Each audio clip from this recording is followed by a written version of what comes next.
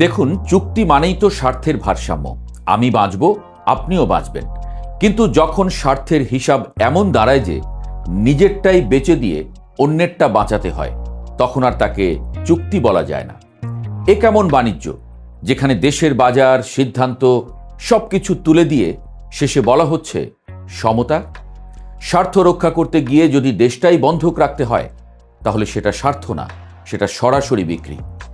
অন্তর্বর্তীকালীন সরকার ঠিক শেষ মুহূর্তে দেশ বিক্রির চুক্তি করে গেছেন, যেখানে সম্পূর্ণ রায় ও সায় কি বিএনপির ছিল?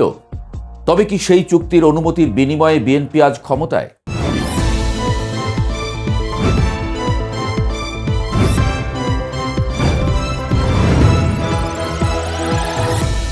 আপনি যদি সাম্প্রতিক সময়ের দিকে তাকান, দেখবেন বাংলাদেশ তেলের বাজারে নিজস্ব সিদ্ধান্ত নিতে যেন কেমন এক অদৃশ্য দেয়ালে আটকে যাচ্ছে। কোথা থেকে কিনবে, কি দামে কিনবে, এসব প্রশ্নের উত্তর আর একা দিতে পারছে না। যেন কোনো এক অদৃশ্য অভিভাবক কানে কানে বলে দিচ্ছে এটা করবে, ওটা করবে না। এই অদৃশ্য অভিভাবকের জন্ম কিন্তু হঠাৎ করে হয়নি। এর বীজ বপন করা হয়েছে একটি চুক্তির মাধ্যমে, যা হয়েছিল নিঃশব্দে, তাড়াহুড়োয় এবং বিস্ময়করভাবে জনচক্ষুর আড়ালে। গত 9 ফেব্রুয়ারি অন্তর্বর্তীকালীন সরকার যুক্তরাষ্ট্রের সঙ্গে এমন একটি বাণিজ্য চুক্তি স্বাক্ষর করল, যা নিয়ে যত কম কথা বলা হয়েছে তার প্রভাব তত বেশি। 12 ফেব্রুয়ারি জাতীয় সংসদ নির্বাচন, মাত্র 3 দিন আগে একটি অনির্বাচিত সরকার এমন একটি দীর্ঘমেয়াদী, গভীর, প্রভাববাহী চুক্তিতে স্বাক্ষর করল, যার দায়ভার তাদের বহন করার কথা নয়। প্রশ্ন উঠেছে, কিন্তু উত্তর মেলেনি। যেন প্রশ্নগুলো বাতাসে উঠছে আর উত্তরগুলো কোথাও ইচ্ছাকৃতভাবে লুকিয়ে রাখা হয়েছে। জাতীয় নির্বাচনের ডামাডোলে এ নিয়ে তেমন আলোচনা হয়নি। এর মধ্যেই সমালোচনা শুরু হলে পররাষ্ট্রমন্ত্রী ডক্টর খলিলুর রহমান বললেন, বিএনপি ও জামায়াতকে আগেই জানানো হয়েছিল, তাদের সম্মতিও নেওয়া হয়েছে। জামায়াত সঙ্গে সঙ্গে আপত্তি জানিয়েছে এবং নিজের অবস্থান পরিষ্কার করে বলেছে, না, এমন কিছু হয়নি। তবে বিএনপি নীরব। এই নীরবতা যেন কোনো সাধারণ নীরবতা নয়, বরং এমন এক নীরবতা যার মধ্যে অস্বস্তি, সন্দেহ আর রাজনৈতিক হিসাব নিকাশ সবই মিশে আছে। চুক্তির বিস্তারিত প্রথমে জানা যায়নি। পরে যুক্তরাষ্ট্রের বাণিজ্য প্রতিনিধির দপ্তর তাদের ওয়েবসাইটে 32 পৃষ্ঠার দলিল প্রকাশ করে। Agreement on reciprocal trade, RTA। নামটা শুনে মনে হতে পারে দুই পক্ষের সমান সুবিধা, কিন্তু দলিল খুলে পড়লে বোঝা যায় এ যেন একতরফা সুবিধার সুচারু নকশা। চুক্তি অনুযায়ী বাংলাদেশকে যুক্তরাষ্ট্র থেকে 14টি বোয়িং উড়োজাহাজ কিনতে হবে।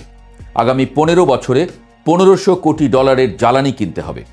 বছরে $350 কোটি কৃষি পণ্য আমদানি করতে হবে। সামরিক সরঞ্জাম ক্রয় বাড়াতে হবে এবং কিছু নির্দিষ্ট দেশ, যার দিকে তাকালে চীনের ছায়া দেখা যায়, সেখান থেকে কেনাকাটা সীমিত করতে হবে। অশুল্ক বাধা দূর করতে হবে, মানে যুক্তরাষ্ট্রের পণ্যের উপর কোনো কোটা থাকবে না, কোনো বাধা থাকবে না। শুধু তাই নয়, এমন ব্যবস্থা নিতে হবে যাতে মার্কিন পণ্য প্রতিযোগিতার মুখেই না পড়ে। অর্থাৎ বাজার খুলে দিতে হবে এমনভাবে যেন নিজের পণ্যই সেখানে অতিথি হয়ে যায়। এর বিনিময়ে যুক্তরাষ্ট্র কি দিচ্ছে? শুল্ক 20 থেকে 19% নামানো, আর একটি প্রতিশ্রুতি, তাদের সুতা ও তন্তু দিয়ে তৈরি পোশাকে অতিরিক্ত শুল্ক বসানো হবে না। শুনতে ভালো, কিন্তু বাস্তব বলছে শুল্ক কমলেও রপ্তানি বাড়েনি, বরং নেতিবাচক প্রবৃদ্ধির লক্ষণ দেখা যাচ্ছে। এই চুক্তি বাস্তবায়ন করতে গিয়ে বাংলাদেশকে শুধু পণ্য কেনাবেচার নিয়ম বদলাতে হবে না, বদলাতে হবে শ্রম আইন, ডিজিটাল নীতি, কৃষি কাঠামো, বিনিয়োগ ব্যবস্থা, সবকিছু। অর্থাৎ এটি একটি বাণিজ্য চুক্তি নয়, বরং একটি সামগ্রিক নীতিগত পুনর্গঠন। বাংলাদেশ বছরে $6 বিলিয়ন পণ্য রপ্তানি করে যুক্তরাষ্ট্রে, আর আমদানি করে $2 বিলিয়ন।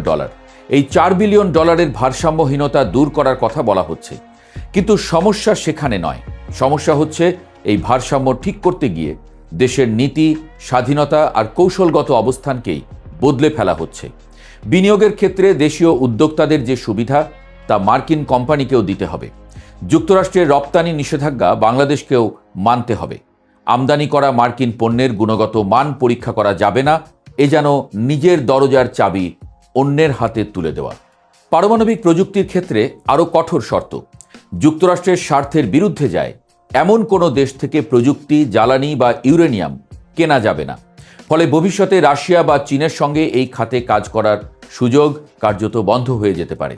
চুক্তির আরেকটি গুরুত্বপূর্ণ দিক, বাংলাদেশকে যুক্তরাষ্ট্রের নিষেধাজ্ঞা অনুসরণ করতে হবে, অর্থাৎ কোনো আন্তর্জাতিক দ্বন্দ্বে বাংলাদেশ নিরপেক্ষ থাকতে পারবে না।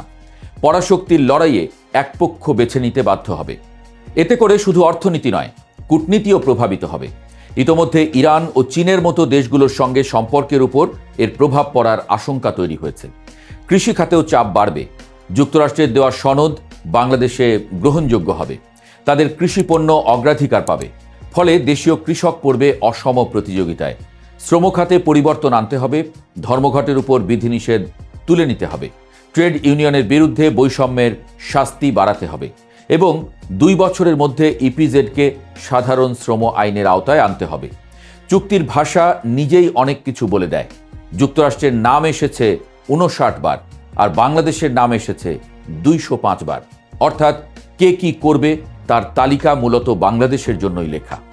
এই চুক্তির ফলে অন্য দেশগুলোও একই ধরনের সুবিধা চাইতে পারে।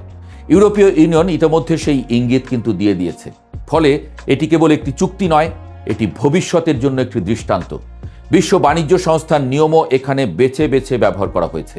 যেখানে যুক্তরাষ্ট্রের লাভ সেখানে নিয়ম মানা হয়েছে, যেখানে বাংলাদেশের স্বার্থ সেখানে তা উপেক্ষা করা হয়েছে। সব মিলিয়ে এটি এমন একটি চুক্তি যা বাণিজ্যের আড়ালে প্রতিরক্ষা কৌশল এবং দীর্ঘমেয়াদী প্রভাব বিস্তারের একটি মাধ্যম হয়ে উঠেছে। শিক্ষক ও গবেষক মাহা মির্জা যেমন বলেছেন, এই চুক্তি পড়ে তিনি কয়েক রাত ঘুমাতে পারেননি। তার প্রশ্ন, কিভাবে একটি দেশের বাণিজ্য মন্ত্রণালয় নিজের দেশের স্বার্থ এভাবে বিসর্জন দিতে পারে? কিভাবে একটি পুরো বাজার অন্যের হাতে তুলে দেওয়া সম্ভব? এই প্রশ্নগুলো শুধু তার নয়, এগুলো এখন জনমনের প্রশ্ন। সবচেয়ে বড় বিস্ময়, অন্তর্বর্তীকালীন সরকার কেন এত তাড়াহুড়ো করল? যদি চাপ থেকেও থাকে তাহলে কেন এটি নির্বাচিত সরকারের জন্য রেখে দেওয়া হলো না? তাদের কি এমন দায় ছিল যা এত দ্রুত এই সিদ্ধান্ত নিতে বাধ্য করল? একটি স্বাধীন রাষ্ট্রের মূল ভিত্তি বা মূল শক্তি তার সিদ্ধান্ত নেওয়ার ক্ষমতা। সেই ক্ষমতা যদি ধীরে ধীরে সীমিত হয়ে যায় তাহলে উন্নয়ন যতই হোক তার নিজের থাকে না। তবে এখনও সুযোগ আছে। চুক্তি 60 দিনের নোটিশে বাতিল করা সম্ভব।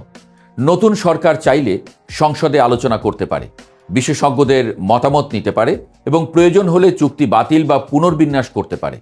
কারণ শেষ পর্যন্ত প্রশ্নটি অর্থনীতির নয়, এটি সার্বভৌমত্বের। বাংলাদেশ কি নিজের পথ নিজে বেছে নেবে নাকি অন্যের আঁকা মানচিত্রে হাঁটবে? সিদ্ধান্তটি এখন নেওয়া বাকি।